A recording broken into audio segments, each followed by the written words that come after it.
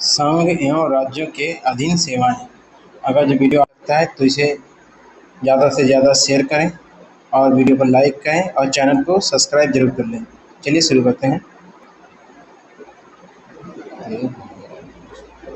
किस भाग के अंतर्गत संघ और राज्यों के अधीन सेवाओं का प्रावधान किया गया है? तो ये भाग 14 में जो संघ की और भारत सरकार की जो सेवाएं और जो राज्य सरकार की सेवाएं होती हैं, इनका प्रावधान कहाँ है? तो भाग 14 में किया गया है। संघ और राज्यों के अधीन सेवाओं का उल्लेख संविधान के किस अनुच्छेद में किया गया है? अनुच्छेद 308 से 314 तक किया गया है। भाग कौन सा है? भाग 14 है। और अनुच्छेद कौन से हैं? 308 से 314 तक। संविधान के किस अनुच्छेद में लोक सेवा आयोग से संबंधित प्रावधान किया गया है? तो अनुच्छेद 315 से 323 तक किया गया है। कब से कब तक? किस अनुच्छेद से कहाँ तक के किया गया है? तो 315 से 323 तक। आगे देखते हैं, ब्रिटिश शासनकाल में लोक सेवकों के चयन किस प्रकार से किया जाता था? तो किस तरह से किया जाता था?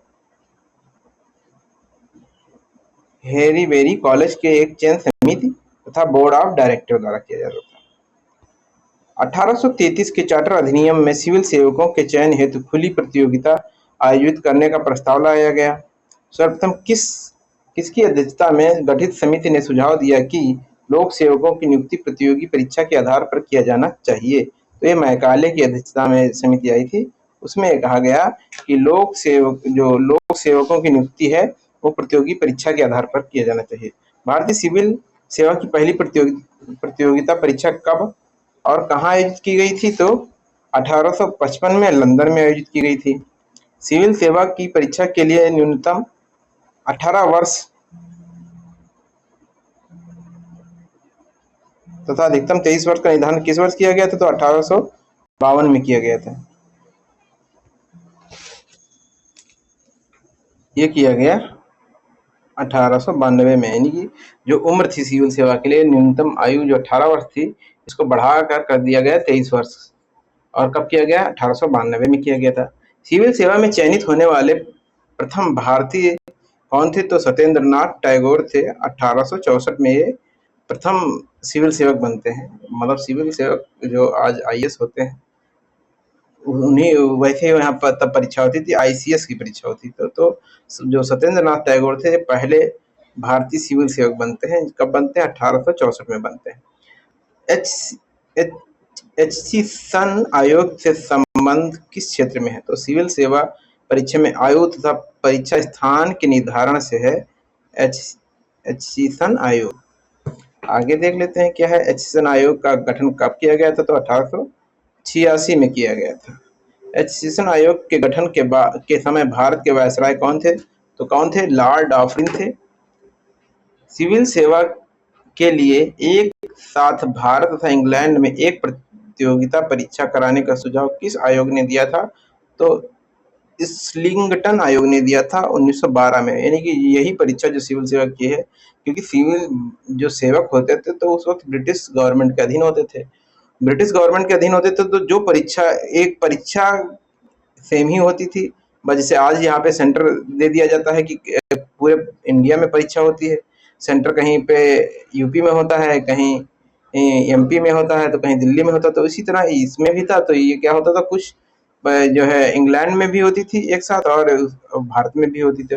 तो इस्लिंगटन आयोग का सुझाव था कि जो है दोनों परीक्षाएं एक साथ कराई जाएं। कब? 1912 में ये सुझाव आया। भारत में पहली बार लोक सेवा आयोग की स्थापना किस अधिनियम के तहत की गई थी? तो ये भारत शासन अधिनियम के तहत पहली बार लोक सेवा आयोग की स्थापना, यानी कि जो इस वक्त यूपीएससी है उस समय किस आयोग के थ्रू बनता है? तो किस अधिनियम के थ्रू? तो भारत शासन अधिनियम 1919। लंदन और इलाहाबाद में एक साथ सिविल सेवा परीक्षा पहली बार किस वर्ष आयोजित की जाती है? तो 1922 में आयोजित किया। और सुझाव कब आता है इसका? ये सुझाव आता है 12 में, और 12 में आता है तो 10 साल बाद लगभग ये जो है परीक्षा एक साथ आयोजित होती है। लंदन और इलाहाबाद में एक साथ सिविल सेवा परीक्षा कब आयोजित की जाती है? तो 1922 में।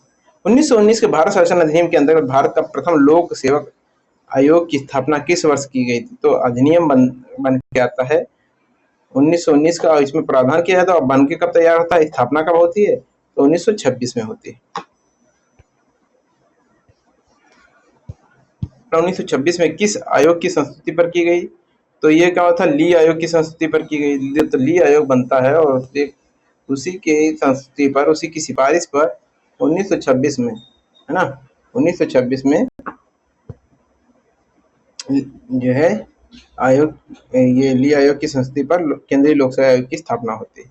प्रथम लोक सेवा आयोग का अध्यक्ष किसे नियुक्त किया गया था, तो रास वारकर को अक्टूबर 1926 से अगस्त 1932 तक ये प्रथम लोक सेवा आयोग के अध्यक्ष, जैसे आप इस वक्त यूपीएससी का जो चेयरमैन होता है, उसी तरह रास वारकर उस वक्त जो थे ये पीएससी के जो है पब्लिक सर्विस कमीशन के ये क्या थे, प्रेसिडेंट थे, है ना। तो ये कब होते हैं, अक्टूबर 1926 से अगस्त 1932 तक। किस अधिनियम के अंतर्गत केंद्रीय लोक सेवा आयोग का नाम बदलकर संघ लोक सेवा आयोग कर दिया गया, तो 1935। देखिए यहाँ पर इसका नाम बदल के क्या हो जाता है, यूपीएससी हो जाता है ना। 1935 के भारत शासन अधिनियम 1935 द्वारा ये इसका नाम बदलकर क्या किया जाता है, संघ लोक सेवा आयोग कर दिया जाता है, और तभी से यही नाम जो है चल रहा है। भारतीय संविधान के किस अनुच्छेद में संघ या राज्य की सेवा करने वाले व्यक्तियों की भर्ती और सेवा की शर्तों का प्रावधान किस अनुच्छेद में किया गया है, तो अनुच्छेद 309 में किया गया है। फिर से देखिए, भारतीय संविधान में किस अनुच्छेद में संघ और राज्य की सेवा करने वाले व्यक्तियों की भर्ती और सेवा की शर्तों का प्रावधान किया गया है, तो किस अनुच्छेद में है, तो 309 में है।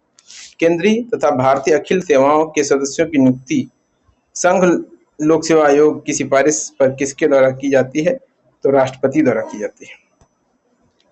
भारतीय वन सेवा नामक तीसरी अखिल भारतीय सेवा का गठन कब किया गया था, तो 1966 में किया गया था।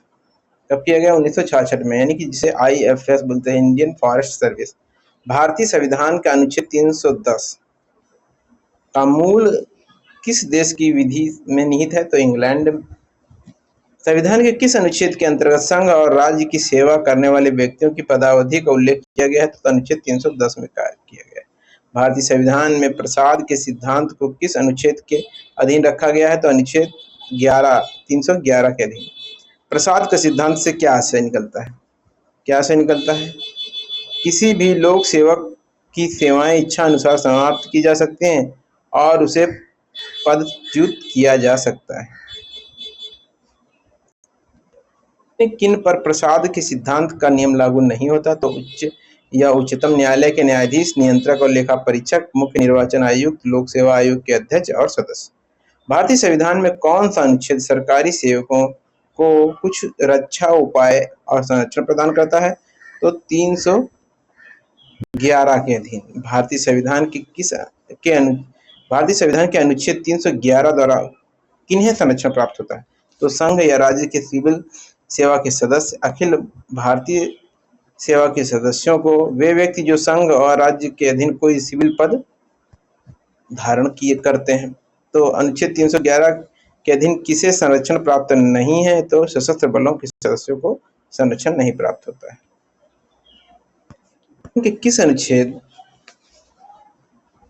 में यह प्रावधान किया गया है, जो व्यक्ति अनुच्छेद 311 के अधीन संरक्षण प्राप्त करता है उसे ऐसे पदाधिकारी द्वारा पदच्युत नहीं किया जा सकता जो उसकी नियुक्ति करने वाले अधिकारियों के अधीनस्थ हो, तो 311 का फर्स्ट। किस प्रकार से हटाया गया सरकारी सेवक अनुच्छेद 311 के संरक्षण का दावा नहीं कर सकता, तो निलंबन द्वारा, यानी कि उसको सस्पेंड किया गया हो। तो भारतीय संविधान के किस अनुच्छेद में प्रावधान किया गया है कि किसी सरकारी सेवक की जांच के पश्चात ही उसे पदच्युत किया जा सकता है, तो 311 का जो सेकंड वाला है। संविधान के अनुच्छेद 311(2) में सरकारी सेवकों की जांच का प्रावधान है और उसे सूचित किया जाना चाहिए कि उसके विरुद्ध क्या आरोप है। आरोपों के संबंध में सुनवाई की युक्त अवसर दिया जाना चाहिए। भारतीय संविधान में कितनी अखिल भारतीय सेवाएं हैं, तो 3 भारतीय प्रशासनिक सेवा जिसे IAS कहते हैं, इंडियन एडमिनिस्ट्रेटिव सर्विस, भारतीय पुलिस सेवा जिसे IPS होता है, इंडियन ये इंडियन एडमिनिस्ट्रेटिव सर्विस, ये इंडियन पुलिस सर्विस, और भारतीय वन सेवा जिसे इंडियन फॉरेस्ट सर्विस भी कहते हैं। भारतीय संविधान में किस अनुच्छेद के अंतर्गत अखिल भारतीय सेवाओं के गठन का प्रावधान किया गया है? तो अनुच्छेद 312 का सेकंड, अनुच्छेद 312 का सेकंड क्या है? अखिल भारतीय सेवाओं के गठन का प्रावधान करता है। भारतीय संविधान के किस अनुच्छेद के अंतर्गत दो अखिल भारतीय सेवाओं, भारतीय प्रशासनिक सेवा और भारतीय पुलिस सेवा का उल्लेख किया गया है? तो 312 के सेकंड में। राज्यसभा में उपस्थित सम्मत देने वाले कितने सदस्यों को समर्थित संकल्प द्वारा संसद विधि बनाकर अखिल भारतीय सेवा का सृजन कर सकती है? तो 2/3 सदस्यों के समर्थन से। संसद द्वारा अखिल भारतीय सेवा अधिनियम कब बनाया गया? तो 1951 में बनाया गया। कब बनाया गया? 1951 में। संविधान के किस अनुच्छेद के अंतर्गत संघ व राज्य लोक सेवा आयोग के गठन का प्रावधान किया गया है? तो ये 315 में कहा गया है किसके आयोग, इन आयोगों का गठन, यानी कि संघ का, जो यूपीएससी होगा, जो पीएससी होगा, जो पब्लिक सर्विस कमीशन जो स्टेट का होगा, है ना, और जो सेंट्रल गवर्नमेंट का होगा। तो इनका प्रावधान किसमें है? तो अनुच्छेद 315 के अंतर्गत है। संयुक्त लोक सेवा आयोग के गठन का प्रावधान किस प्रकार किया जाता है? तो 2 या 2 से अधिक राज्यों के आग्रह से संसद द्वारा। अब संयुक्त लोक सेवा आयोग जो संयुक्त रूप से बनेगा तो 2 या 2 से अधिक राज्यों का जब वो रिक्वेस्ट करेंगे तो संसद जो है इनके लिए आयोग का गठन करेगी। संघ लोक सेवा आयोग किस प्रकार का निकाय है? तो संवैधानिक निकाय है। राज्य लोक सेवा आयोग के कार्यों को किसके अनुमोदन के पश्चात संघ लोक सेवा आयोग को सौंपा जा सकता है? तो भारत के राष्ट्रपति के अनुमोदन पर, यानी कि जो राज्य लोक सेवा आयोग के कार्य हैं उसको जो है संघ लोक सेवा आयोग को सौंपा जाएगा। तो किसके अनुमोदन पर? तो भारत के राष्ट्रपति के अनुमोदन से। भारतीय संविधान के किस अनुच्छेद के अंतर्गत लोक सेवा आयोग के सदस्यों की नियुक्ति और पदावधि का प्रावधान किया गया? तो 315 में ये 316, और उसमें 315 में क्या होता है? उनके आयोग के जो है गठन का प्रावधान होता है, और 16 में क्या है? उनकी पदावधि और नियुक्ति के बारे में बताया गया है। लोक सेवा आयोग तथा संयुक्त लोक सेवा आयोग के सदस्य तथा सदस्यों की नियुक्ति की जाती है तो राष्ट्रपति द्वारा। राज्य लोक सेवा आयोग के अध्यक्ष तथा सदस्यों की नियुक्ति किसके द्वारा की जाती है? तो किसके द्वारा की जाएगी? राज्यपाल द्वारा। क्यों? क्योंकि राज्य का है, और जो संघ की होगी तो ये राष्ट्रपति द्वारा। लोक सेवा आयोग के कार्यकारी अध्यक्ष को नियुक्ति का प्रावधान किस अनुच्छेद के अंतर्गत किया गया है? तो 316 फर्स्ट का के अंतर्गत। संयुक्त राज्य लोक सेवा आयोग के अध्यक्ष व सदस्यों की नियुक्ति किसके द्वारा की जाती है? तो भारत के राष्ट्रपति द्वारा की जाती है। संयुक्त लोक सेवा आयोग के अध्यक्ष व सदस्यों का कार्यकाल कितने समय का होता है? तो 6 वर्ष या 62 वर्ष की आयु तक। राज्यपाल किन 2 परिस्थितियों में राज्य लोक सेवा आयोग के किसी एक सदस्य को कार्यवाहक अध्यक्ष पद पर नियुक्त कर सकती है? तो कब? अध्यक्ष का पद रिक्त होने पर, अध्यक्ष अपना कार्य अनुपस्थिति या अन्य दूसरे कारणों की वजह से नहीं कर पा रहा हो। संघ लोक सेवा आयोग के अध्यक्ष व सदस्य पद धारण करने की तारीख से कितने दिन तक अपने पद पर बने रह सकते हैं? तो 6 वर्ष की अवधि या 65 वर्ष की आयु। देखिए अवधि कितनी होगी इनकी? 6 वर्ष की होगी, और 65 वर्ष अगर जो आयु पूरी कर लेते हैं तो उन्हें सेवा मुक्त हो जाता है। अब संघ व राज्य लोक सेवा आयोग के अध्यक्ष व सदस्यों को भारतीय संविधान में उल्लेखित किस अनुच्छेद के अंतर्गत अपने पद से हटाया जा सकता है? तो अनुच्छेद 317 के अंतर्गत। लोक सेवा आयोग के अध्यक्ष व सदस्यों को राष्ट्रपति द्वारा किस आधार पर हटाया जा सकता है? तो कदाचार के आधार पर उसे दिवालिया घोषित किया जाता है। वह पदावधि के दौरान किसी बाहरी वैतनिक नियोजन में लगा हो, राष्ट्रपति की राय में मानसिक और शारीरिक शैथिल्य के कारण अपने पद पर बने रहने के लिए अयोग्य। अब देखिए संघ लोक सेवा आयोग के प्रथम अध्यक्ष कौन थे? तो ये H.K. कृपलानी थे। भारतीय संविधान के किस अनुच्छेद के अंतर्गत लोक सेवा आयोग के कार्यों का वर्णन किया गया? तो कार्यों का वर्णन किसमें है? ये 20 में है, गठन 15 में है, और नियुक्ति के बारे में बताया गया है, पदावधि और नियुक्ति के बारे में 16 में, और ये कार्य कब बताए गए हैं? 320 में बताए गए हैं। संघ और राज्य लोक सेवा आयोग के व्यय किस निधि पर भारित होते हैं? तो भारत की संचित निधि या राज्य की संचित निधि पर भारित होते हैं। भारतीय संविधान के किस अनुच्छेद के अंतर्गत संघ और राज्य लोक सेवा आयोग प्रतिवर्ष अपना प्रतिवेदन प्रस्तुत करता है, तो अनुच्छेद 223 राष्ट्रपति या राज्यपाल को। किसके द्वारा? अनुच्छेद 223 राष्ट्रपति या राज्यपाल। राष्ट्रपति या राज्यपाल लोक सेवा आयोग द्वारा प्रतिवर्ष प्रस्तुत प्रतिवेदन को किसके समक्ष रखवाता है? तो संसद या राज्य विधानमंडल के समक्ष। संयुक्त राज्य लोक सेवा आयोग के सदस्यों की संख्या व सेवा शर्तों का निर्धारण किसके द्वारा किया जाएगा? तो राष्ट्रपति द्वारा। और जो स्टेट का होगा तो वो राज्यपाल करेगा। संयुक्त राज्य लोक सेवा आयोग प्रतिवर्ष प्रगति रिपोर्ट किसे सौंपता है? तो राज्य के राज्यपालों को। अब यहाँ रिपोर्ट जो देंगे तो राज्यपालों को देंगे। किस संविधान संशोधन अधिनियम द्वारा राज्य लोक सेवा आयोग के अध्यक्ष व सदस्यों की आयु 60 वर्ष से बढ़ाकर 62 वर्ष कर दी गई? तो ये कब की गई? 41वें संविधान संशोधन अधिनियम 1976 द्वारा।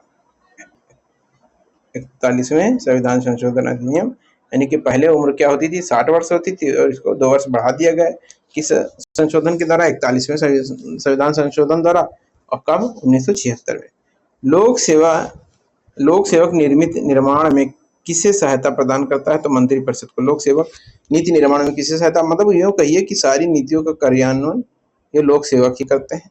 मंत्री नाम मात्र के होते हैं, लेकिन पावर सबसे ज्यादा उन्हीं के पास होती है, मंत्रियों के पास। अखिल भारतीय सेवा के पदाधिकारियों की नियुक्ति कहाँ की जाती है? तो केंद्र और राज्य दोनों में की जाती है। अब देख लेते हैं, ये संघ लोक सेवा आयोग के अध्यक्ष हैं, उनकी पदावधि दी गई है। जैसे सर रोज बारकर, ये 1926 से 1932 रहे। सर डेविड पेट्री 1932 से 1936। ये सर आयर गार्डन 1937 से 42। अब ये इसका समय नहीं, देख लीजिए कौन कौन बना है। Sir F W Robertson, H K Kripalani, R N Banerjee, N Govindarajan, V S Hemjadi और B N Jha, R K Damle, R C S Sarkar, doctor A R Kidwai, doctor M L Sahare, H K L Kapoor, J P Gupta, Shrimati M S Bethew Kharbil, J S Chatwal, J M Qureshi,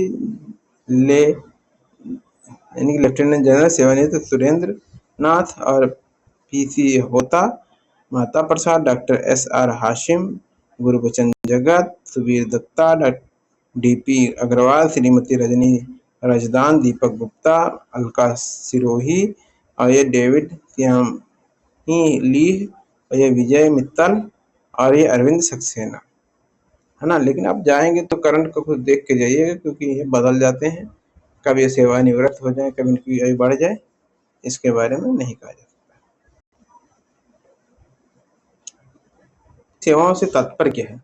जो संघ व राज्यों के लिए साझा सेवा है एवं अधिकारी केंद्र द्वारा भर्ती किए जाते हैं, तो ये किसमें होता है? अखिल भारतीय सेवाओं में होता है। किस अनुच्छेद के अंतर्गत अखिल भारतीय सेवाओं का प्रावधान है? तो अनुच्छेद 312 के अधीन अखिल भारतीय सेवाओं का प्रावधान किया गया है।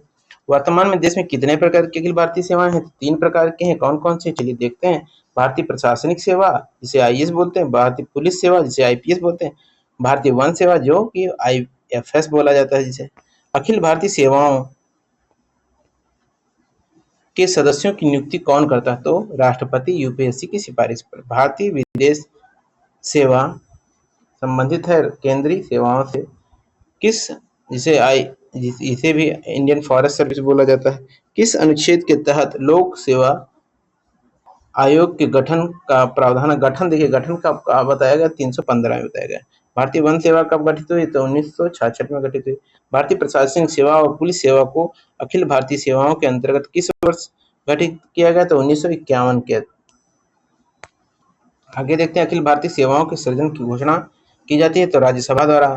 राज्यसभा के 2/3 बहुमत से राष्ट्रीय हित में घोषणा करने पर नई अखिल भारतीय सेवाओं का गठन का अधिकार किसे है? तो संसद को है। लोक सेवा आयोग के अध्यक्ष व सदस्यों की नियुक्ति के बारे में उपबंध है तो अनुच्छेद 316 में। किस अनुच्छेद में लोक सेवा आयोग के सदस्यों को हटाने का प्रावधान और प्रक्रिया दी गई है? तो अनुच्छेद 317 में, इसमें यानी कि 317 में हटाने का प्रावधान दिया गया। अब लोक सेवा आयोग एक कैसा निकाय, संवैधानिक या स्वायत्तशासी निकाय है। राज्य लोक सेवा आयोग के सदस्यों की नियुक्ति किसके द्वारा हो जाती है? तो देखिए, राज्य की होगी राज्यपाल द्वारा, और केंद्र की किसके द्वारा होगी? राष्ट्रपति के द्वारा। संघ लोक सेवा आयोग की प्रथम महिला ध्यान रखिए, रोज मैथ्यू, ये महिला की जहाँ आएगी प्रथम महिला, तो विशेष ध्यान रखिएगा। राज्य लोक सेवा आयोग के अध्यक्ष की नियुक्त किया जाता है तो राज्य के राज्यपाल द्वारा। किस राज्य सेवा आयोग के कार्यों को किसके अनुमोदन से संघ लोक सेवा आयोग को सौंपा जा सकता है? तो भारत के राष्ट्रपति। निर्वाचन आयोग तथा राजनीतिक दल, इसको हम नेक्स्ट अपने वीडियो में देखेंगे। और ऐसे ही इंपॉर्टेंट वीडियो के लिए हमारे चैनल को सब्सक्राइब करिए, ज़्यादा से ज़्यादा शेयर करिए और वीडियो को लाइक जरूर करिए। Thank you.